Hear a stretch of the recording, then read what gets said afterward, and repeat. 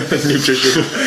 Yeah. Joe, talking subject for the day is habits. So we are going back to we don't talk about habits. Our hashtag habits make results. So there's a book that I found recently by Gretchen Rubin called Better Than Before, which basically she's studied habits and the benefits that it has. So surprisingly, it's quite applicable to what we're doing. So whenever I kind of pick a gem out of there, then I'm going to share it. We're going to talk about that briefly. So one thing that she says in the first 10 pages of the book, which is as far as I've got so far, is making reading a habit. Yeah, definitely. Yeah, exactly. Well, 10 pages a day. Day one. Yeah, that's the plan. So maybe the next 6 years I'll get it finished.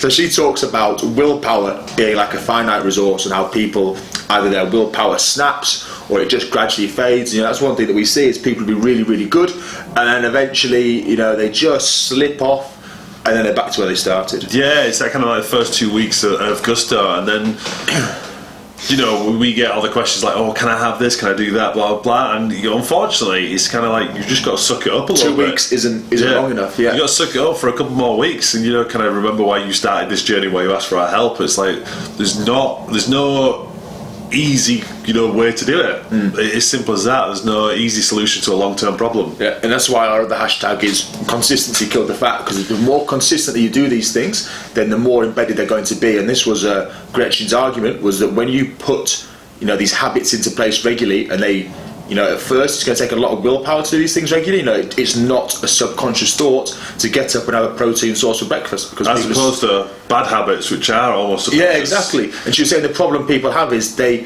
fall back into their habits. Now some people will fall into the habits that are good. There was a study she was talking about where students, when they were under the stress of exams, the ones that ate healthily normally instinctively went back to eating healthily, more so than usual, and the ones who ate unhealthily fell into that. So if you are somebody whose habits are bad, then that needs to be broken.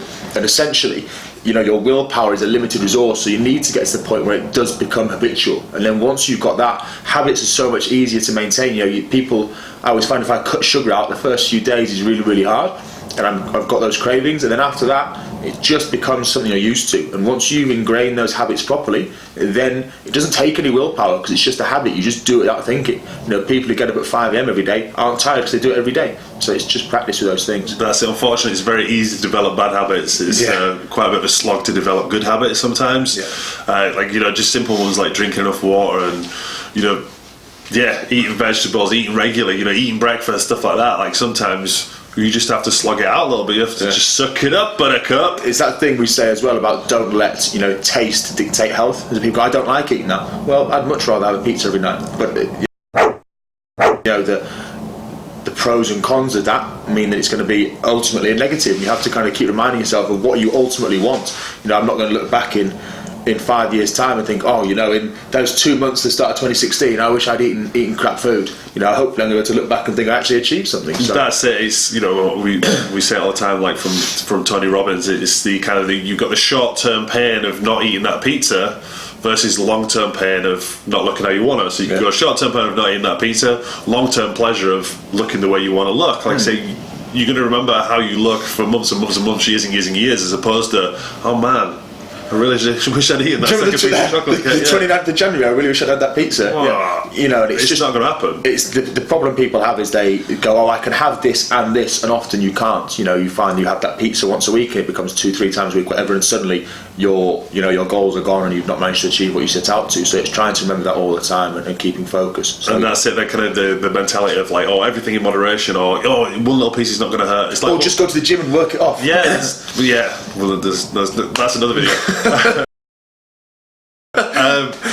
The idea of people can get away with eating like a pizza like once a week, but once you get to the goal, or once you get to where you want to be, it's going to be a lot easier for your body to process it, as opposed to you dropping 2 pounds and eating a pizza. It's almost like you're either taking a step back, or you're just going to halt your progress from there on. If you eat a pizza and then go to the gym and go, well, I'll work it off, you're not working it off, because you might as well have not eaten the pizza or done the workout. Because you haven't gone anywhere. You're just maintaining. As we've gone about like kind of calories, it's not just the calories that affect it's the complete hormonal bashing that you're going to take from eating that junk food as well. Because you've allowed yourself to have that, the next time you're struggling, the next time you're stressed, you're going to do it again and again and again. You know, you So need just don't eat it. yeah, you need to do these habits consistently, and that will eventually pay off. So that's, you know, a big part of what we do, and we would encourage you to do the same. So unfortunately, yeah, there is a certain period where you just have to suck it up Yeah, cut your teeth. It's worth it. for about a month. Yeah, exactly. And after a month, it's 100 times easier. You know, you find that once we started working with people for 3-4 weeks, the food diaries they send in are perfect, and they, you know, all the complaints stop, the questions stop. People, because it's more habitual then, and then it's just being consistent with that, and that's when the results will really stack up. People start to get it. Cool. Right. So subscribe. YouTube, Sustain Nutrition. Facebook, like Sustain Nutrition. Twitter and Instagram. Sustain_Nutri, website sustainnutrition.co.uk, free trial online. Good stuff, trial plan for 7 days. It was too slow, man. It's taken like 2 minutes to sign off. Suck it and see.